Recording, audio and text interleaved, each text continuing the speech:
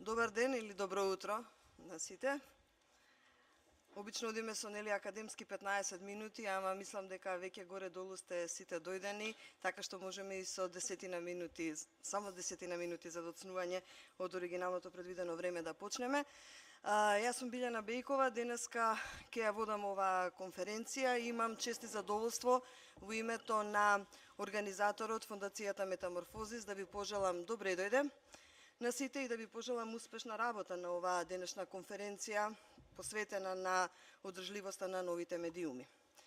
Инаку оваа конференција е поддржана од амбасадата на Соединетите Американски држави во Скопје и има за цел да даде свој придонес кон зголемувањето на слободата на изразување и во овој случај фокусирано односно на помошта за медиумите во Македонија, новите медиуми кои сакаат и треба да се прилагодат на новите пазарни услови што произлегуваат од дигиталната средина. Пред да почнеме со официјалната програма, да кажам дека сите гости предвидени, особено ни од странство, се тука со нас, би сакала да ви кажам само неколку поважни информации. Значи, сите оние кои не можат да се денеска со нас во оваа сала, можат конференцијата да ја следат виртуелно, односно да го следат преносот во живо преку видео стриминг со структурирани дискусии преку Twitter, Facebook и ping.mk. Стримингот оди на сајтот воживо.mk. Има и хаштаг на конференцијата, односно хаштаг медиуми на кирилица и хаштаг медиуми на латиница. Обврска ми е секако да ги кажам и медиумските покровители на оваа конференција, а ги има доста, што зборува дека имаме доста и нови медиуми.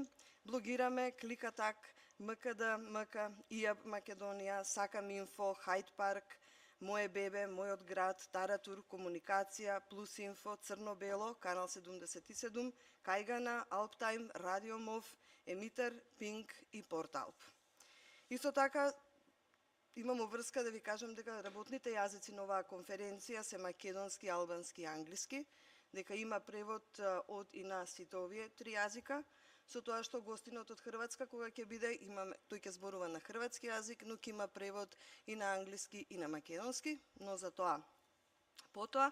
И сега мислам дека можеме полека да се вратиме на официјалната програма. Гледате дека ќе работиме до 17 часот.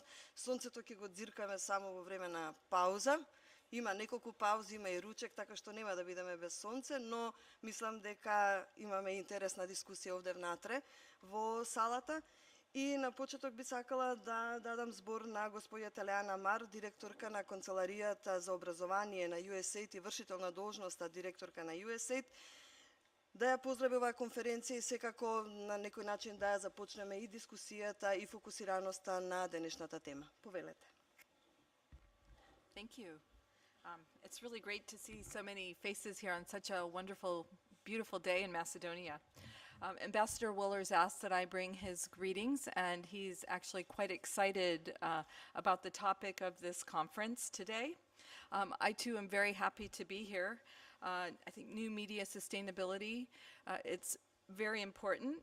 The aim of the conference is to contribute to increasing freedom of expression, a right that is fundamental to democracy. I would like to thank our hosts, the organizers of this conference, Metamorphosis. They're not only a great partner of the American Embassy, they're also a very important partner to USAID. They're the primary implementing partner of our Strengthening Independent Media in Macedonia project. The goal of this project is to increase the legitimacy of the media and strengthen freedom of expression by empowering journalists to reduce their vulnerability to political, economic, and legal intimidation. In 2010, former Secretary of State Hillary Clinton called for a global commitment to internet freedom. Based on the Universal Human Rights Framework, internet freedom, or the freedom to connect, applies the freedoms of assembly, expression, and association to cyberspace. Today, this commitment is more important than ever. We have heard numerous calls to honor the freedom to connect, in particular to seek and share information over the internet, from President Obama, Secretary Kerry, and leaders around the world. The internet has really become the public sphere of the 21st century. It is the global town square. People around the world come together every day on the internet to connect to one another, access a universe of news and information, and to make their voices heard. The ubiquitous nature of the internet across this planet and its ability to bring us together in real time have changed the way in which we confront issues. The issues themselves, however, have not changed. How do we protect liberty and security, transparency and confidentiality? How do we protect the freedom of expression while fostering tolerance and harmony? It is critically important for media outlets to address the balance between these sometimes competing interests. Too often, liberty and security are seen as mutually exclusive, but we must have both to have either, both online and offline. We must have enough security to enable our freedoms, but not so much as to endanger them. Silencing ideas. We must protect both transparency and confidentiality. Transparency is critical.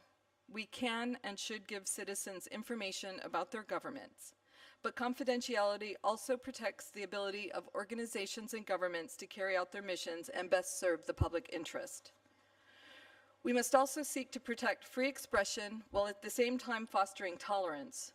Just like a town square, the internet is home to every kind of speech, false, offensive, constructive, and innovative. The challenge is to fulfill a commitment to freedom of expression online while harnessing the capacity of the internet to advance tolerance and peace. There remains a final question that online outlets, bloggers, video makers, individuals, and corporations struggle with here in Macedonia and around the world. How do you make social media pay? How can an online news portal sustain itself? How can journalists, editors, and owners make important stories and information available to their readers while maintaining the highest ethical standards and still pay the bills? A media outlet is a business after all, and it must sustain to survive. That is the question that I hope our friends from Metamorphosis and their special guest today, Mr. Ikstad and Mr. Gabric, can help us answer. I hope this will be a really fruitful day for you all today, and thank you all for coming. Благодарам, госпоѓо Мар. Сега би му дала збор на директорот на Фондацијата за интернет и општество Метаморфозис, господинот Бардил Јашари. Повели Бардил. Благодарам. Добар ден на сите. И како домаќин на конференцијата, исто така да ви се заблагодарам што дојдовте во голем број на оваа конференција во ова убаво време.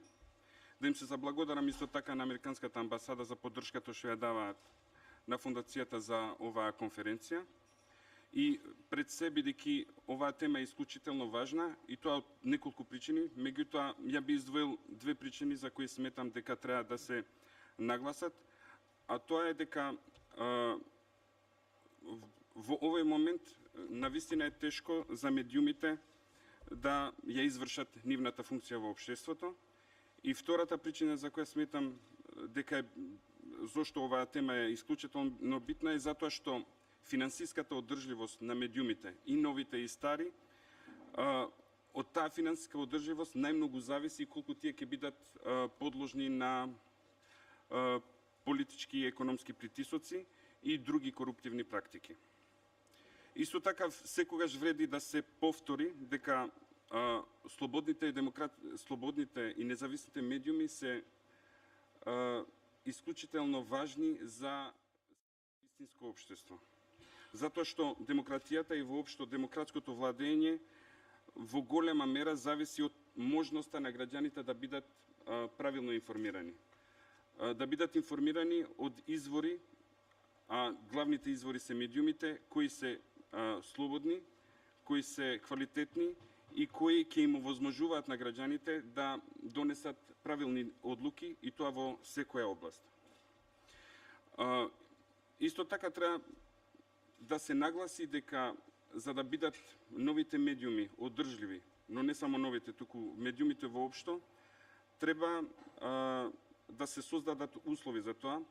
И тука мислам пред се на законската рамка, којата треба да овозможи, да ја потикне независноста на медиумите, и да овозможи плурализам, да овозможи граѓаните да учествуваат, да овозможи медиумите и да извршат нивната улога во општеството, а тоа е не само да пренесуваат информации, туку да поттикнуваат дискусија за сите важни теми, но што е уште поважно, преку новите медиуми да ги ангажираат и граѓаните да учествуваат не само во создавањето на информации, не само во консумирањето на информации, туку во формирањето, во обликувањето на некакви на демократските процеси во општеството. Токму затоа тука со нас се и двајцата гости, господинот Маркус Инстат и Тони Габрич од Хрватска. Ги одбравме не само заради нивната експертиза, туку затоа што колку ќе бидат независни и слободни медиумите, но колку исто така ќе бидат одржливи и какви се модели на одржливост постојат во светот, зависи многу од контекстот, од степенот на развој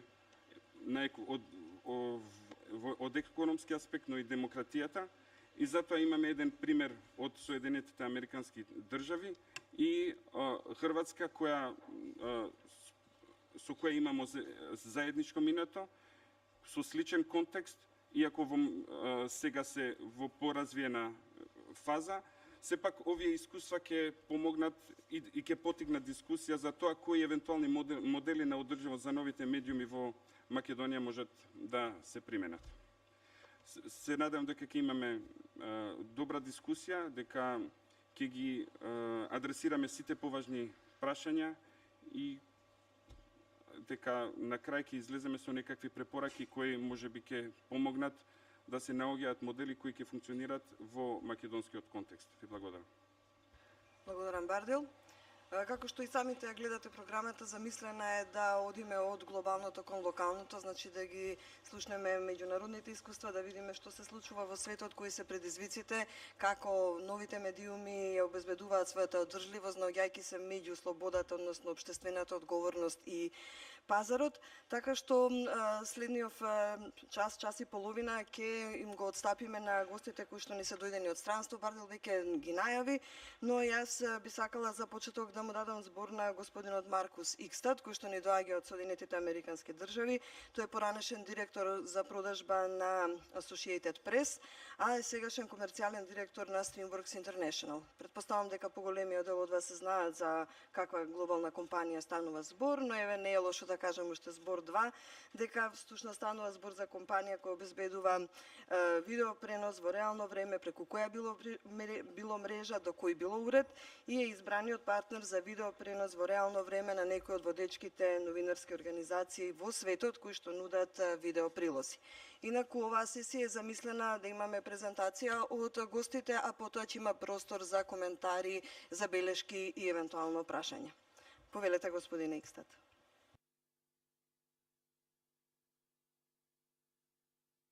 Thank you very much. Thank you also, Bardil and Liana, and thank you as the hosts, the U.S. Embassy and Metamorphosis.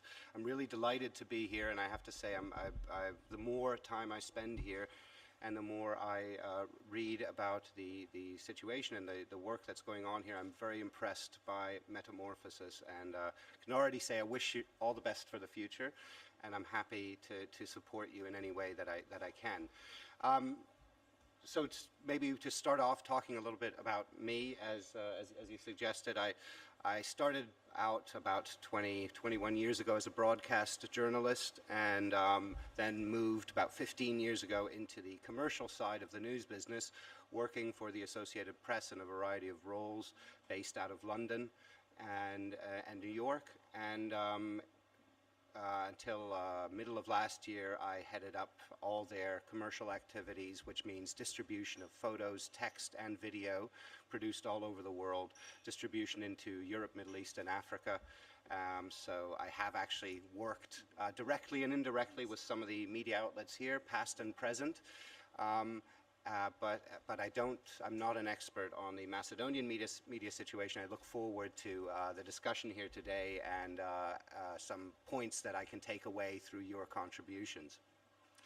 I wanted to talk about in the context of new media sustainability, about the current sort of challenges and trends. The challenges that are faced here in Macedonia and the trends that we see elsewhere, as Bardil alluded to. So I'll be giving a presentation in roughly 3 parts. The first part will look at the situation here in Macedonia, and I would be very happy there if I could get some input from you to enlighten me further about what the actual obstacles are here. And then I'll move on to describing some business models that I have experience with and that we're currently seeing developing and gaining strength and profitability in the United States and also the United Kingdom, the two great English language news markets. And finally, I want to look at an example which is probably more of an editorial angle of where the development of content for digital media is headed and what kind of impact that can have in terms of building audience and, in the longer term, profitability and sustainability. So I'd like to start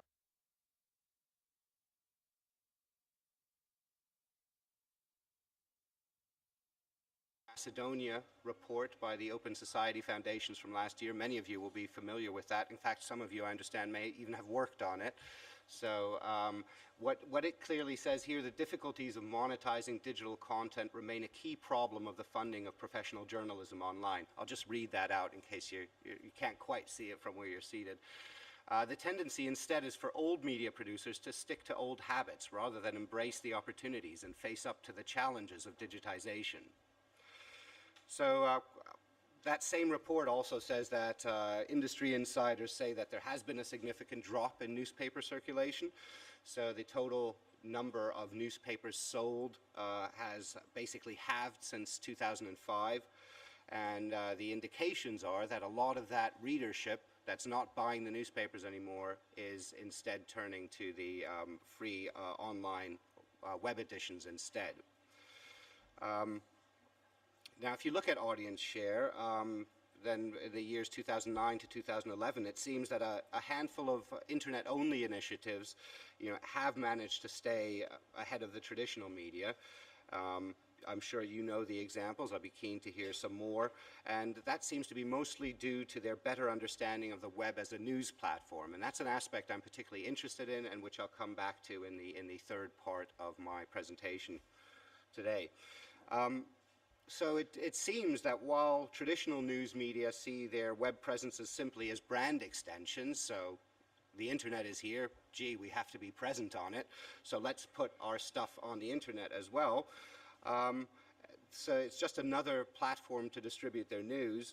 The really successful internet-only websites are having a different approach where they're really focusing on the creation of communities, they're linking those communities through their forums, and they're making full usage of technical potentials of search facilities, the interactivity, which we'll also look at later, user-generated content, another very important aspect potentially, and search engine optimization, SEO, and of course, as has been mentioned here already, social network advertising.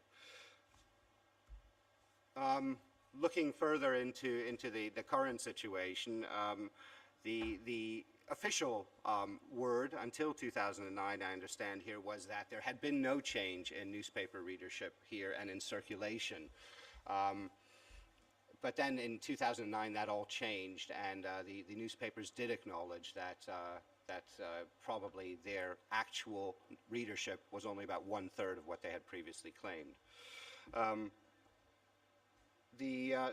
Obviously, there's a difficulty when there aren't any official circulation numbers available. It does usually take a while. I think newspapers are the same the world over in that respect, to sort of feel and acknowledge that things are changing and that these changes are permanent. They're here to stay. They're not just blips or something caused by a spell of hot weather or something like that.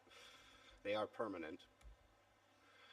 Now, looking at these numbers, I was really surprised by them. So in 2010, TV consumption, traditional TV consumption, obviously, in Macedonia, was absolutely dominant. In fact, I think it's the second highest rate of TV consumption in the world, which surprised me. I don't know, maybe you have some comments on that later.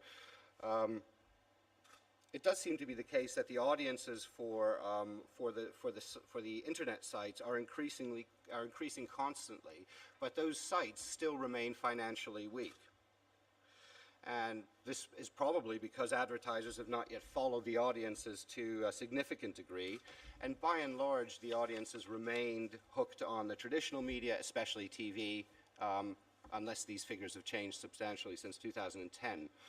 There has been some advertising of small businesses, I understand, on the internet, but that occurs mainly on Facebook.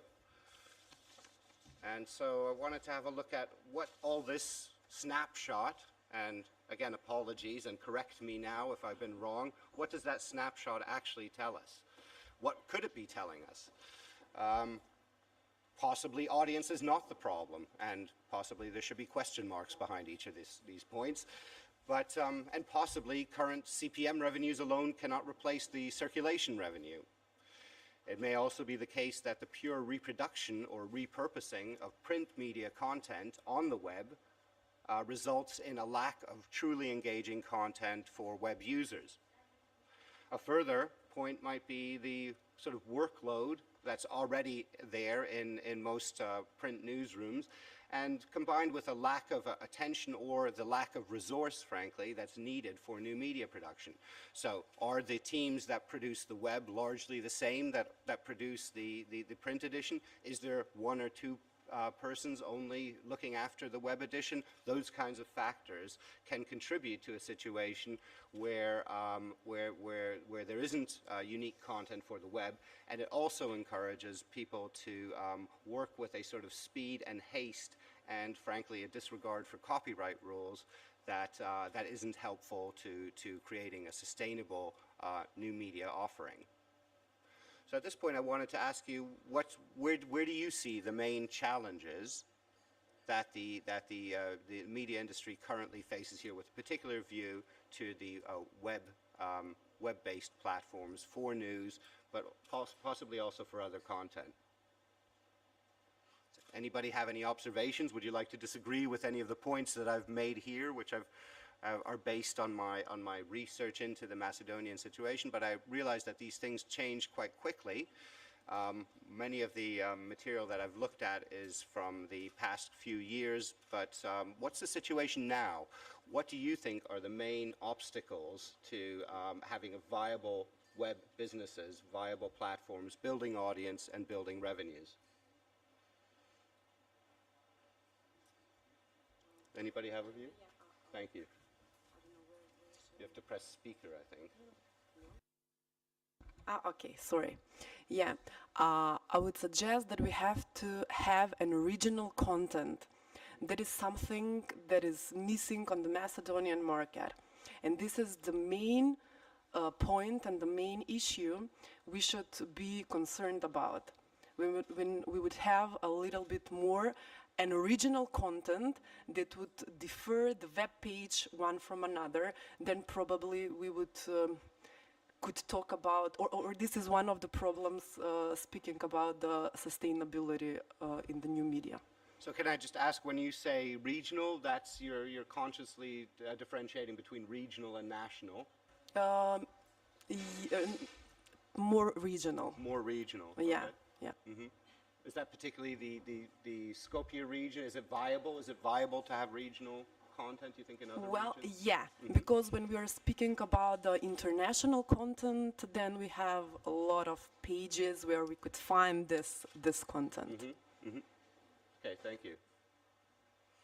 How about in terms of attracting advertising? What are some of the observations there that need to be made, do you think? I would like to point one thing when talking about advertising. Then I suggest that the web pages should be a little bit more, let me say,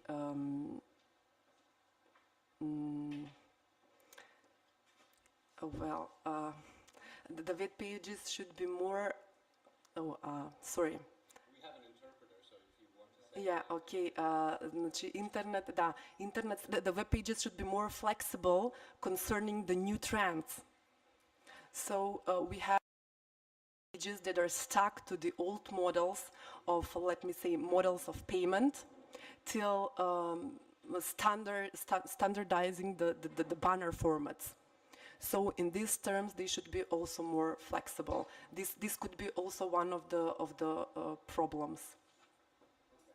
So these traditional models for monetization are basically banner ads, the reliance on the CPM revenue created that way. Yeah, unfortunately, I would speak a little bit more in my part of the panel discussion.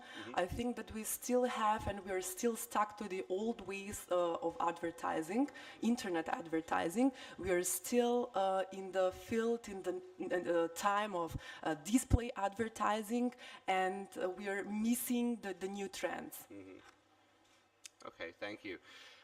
What about in the area of content and editorial resource, as I alluded to earlier? Do you think that the web platforms are well set up in this regard, or what are some of the obstacles there to actually creating unique content that may in turn then attract new forms of advertising or promote them? I think that when we are talking about the platforms, that the web pages have maybe they don't have the resources, but we have the developed platforms that we can use for it. Maybe we can argue a little bit later on this topic, but I think that they can use the free platforms, and in that way create or support their original content. So the other thing that struck me as I was preparing for this is that what doesn't seem to be the problem is the audience, and that's why I put that point up there. I mean, the broadband rollout here is great. Yes. So, as they would say in America, what gives? What's the issue? What do you think is why? What is keeping those audiences from being monetized effectively? And is it the case that because normally advertisers follow the audience, it's a natural flow. Is that there are obstacles to that here that we should discuss? Do you think? Yes, of course. We should think about the audience that is on internet. So we have to see the target groups, the population in the name of the age, and we have to address to this target group. Because probably I would say the 20 plus till 40 or maybe 35, the age of 35, should be addressed and advertised in a little bit in a different way. Because we would not get the older audience to stick on internet. They will probably read the newspapers the print newspapers. But when we are talking about the younger audience, then we have to find new ways how to attract them to be to read the web pages, the news web pages. And I would say that what we are missing is a kind of a reportažno novinarstvo. So something that, did you understand? Sort of an in-depth reporting. Yes. Analysis, analysis of some of the issues. So that is completely missing in the field of the internet. So you say the internet content is a little bit stuck in the short form. Yeah. In the age of short form content. Yes. So that's my point of view. Thank you, Savica. If I may add on, my name is Dan. I'm with the Media Development Center. If I may just add to what was last said, everybody is stuck in the short form because everybody is stuck into thinking of internet in the old ways of, dial-up access. You have to write because nobody has time to read anything longer. I know from my personal example, I know that is not the case, because if you are used to reading, for example, long articles in the stuff that New York Review of Books, for example, pages and pages of whatever, I'll read the same stuff on the internet. And so that view also, I think, should be addressed. I have no problem undermining my own presentation a bit later. But yeah, basically the way advertising is, it is been already out, in the air. So I might just say, everybody is stuck into the old measuring impressions instead of measuring clicks, and lack of proper system of measuring, you know, readership and views. I know that Savica will have a lot to say about that a bit later, so I wouldn't go into that. But that also translates into the way content is treated, something that I may mention a bit later in our session. And of course, we will talk about it later. But that is, I think, in terms of advertising and how it translates into content, that is one issue that needs to be addressed. Very good. Okay, well, we have an exciting day ahead, I can tell, because there's a lot of things coming up later, and I will also later look at a longer form piece of content that hopefully meets some of those criteria and actually shows a way forward in terms of a new content. Yes? My name is Donna Kolar-Panov, and I am professor of communications and Dean of the Faculty of Communications in the International Balkan University here in Skopje. I'm going to be short because you have already moved on to your next point, but I think that the issue is much more complex. There is a basic question of media freedom in Macedonia that reflects in what is going on web. Because what we have is a repetition of a content very often from the media that is very well known as media that is less than free. So people automatically dismiss some pages which are repetitions of the print media. There are also portals which follow that kind of the line of thinking, and the audiences, also the older audiences, not because I am a senior citizen, but older audiences in Macedonia should not be dismissed, because more and more, according to my own research, more and more older people are taking to the web, because screen is a screen. They watch television on internet because they can't get that channel on local cable, etc. So we have to broaden our minds and open it to the issues that are much broader than just selling audiences to the advertisers. You will get audiences when you have content. So when you get your content in order, the audiences will follow. So that much for now. Yes, that's back to the old adage of content is king in the end. And I, as a content guy, I agree with that, of course. So thank you very much. I would completely confirm that. I think we see in other economies that the older generation is taking up the internet much more. I think that has something to do with also with a lot of the services that they need to access being moved online for whatever reason, sometimes cost saving, sometimes not, but it does mean that it's building engagement amongst the older generation. Thanks very much. Any other comments? Want to then talk a little bit more about positive aspects, I think, because I do see silver linings in all this, and even for Macedonia. But again, I'd be happy to be corrected or pointed in the right direction if necessary. So one of the things that struck me was that when you look at the news brands that exist here. And if you look at them in conjunction of the print editions together with the web editions, then newspaper brands as such remain the second most accessed news source for the public.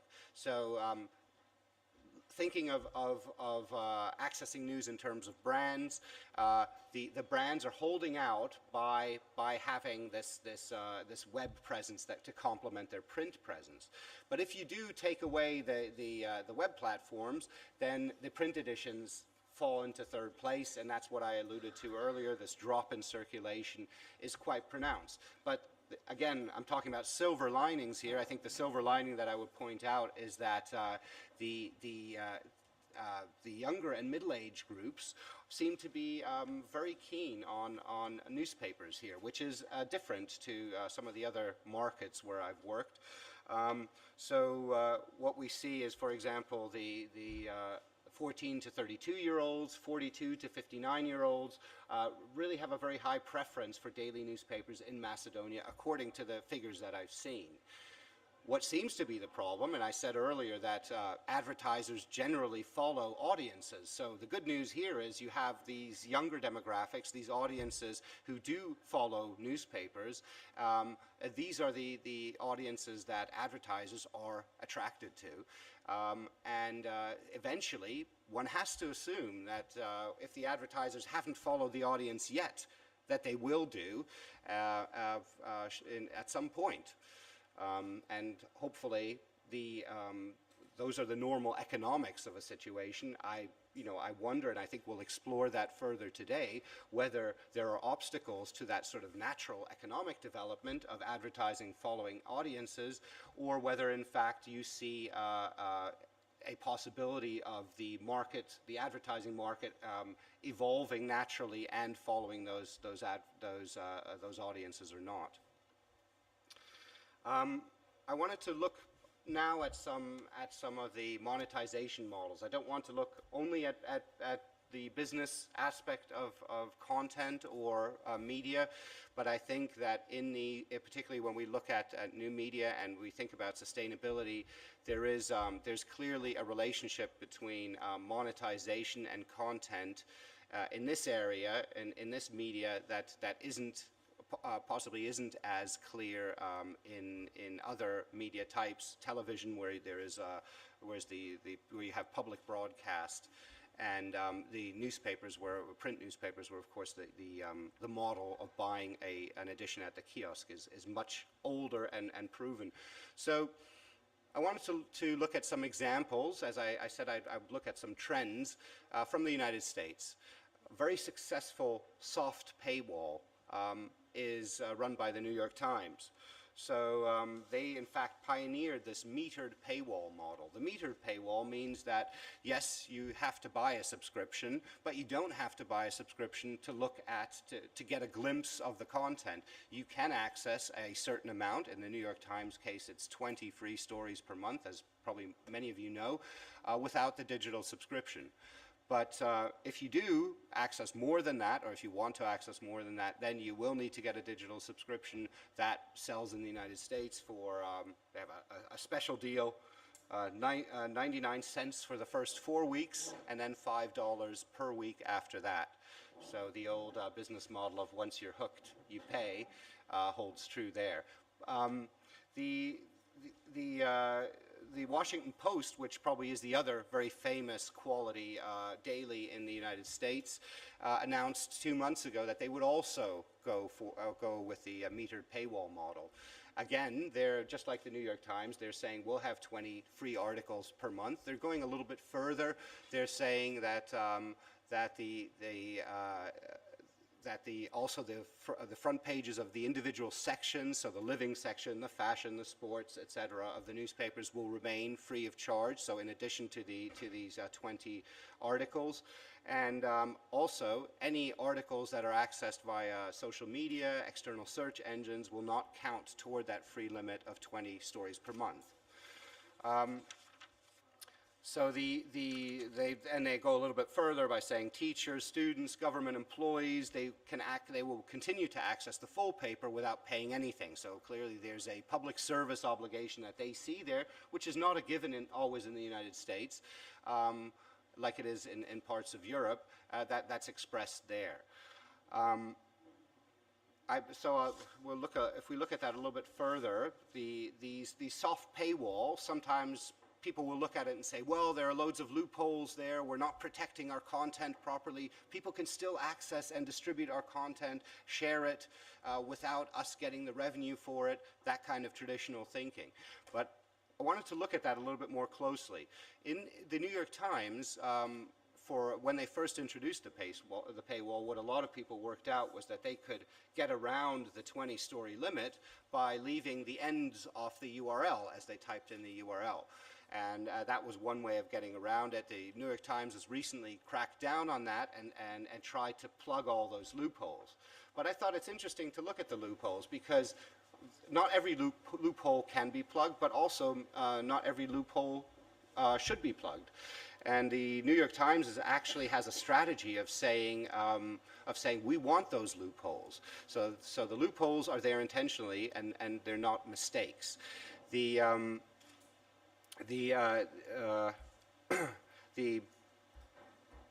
Times has to rely more on subscribers, so they do need to have their advertising, traditional display advertising, down in 2012, and they are looking for the paywall to lift their revenues. One of the interesting comments I thought were from David Carr, who's the media correspondent in the business section of the New York Times. He said, you see it up there, if you like our content so much that you're willing to do a hack around a URL to get a peek under our dress, figuratively speaking, obviously, eventually you are going to give us some money. So if you go to all that trouble, eventually you'll think, you know what, it's easier to just subscribe, and especially as the obvious loopholes get closed down, that's going to drive some more subscriptions. Now, the situation with the New York Times, you can't see this very well, but if you look at the green line, there is their digital revenue. The red line is their print revenue, and the white line is the total. So the total is showing a very encouraging uptick there. That's a growth of just over 13% in the fourth quarter of last year. This is from a conference in March. They've now reached, the New York Times has reached 640,000 digital subscribers. So if they're all paying $5 a week, that's a not bad revenue. That's a promising figure, and the New York Times is saying they're going to build on that strategy. They'll have a new strategy this year. And they do expect more and more people to pay for, and this is the key again where we get back to content, they expect people to pay for high quality journalism, and that's definitely the key to it that the New York Times sees. Now let's look at the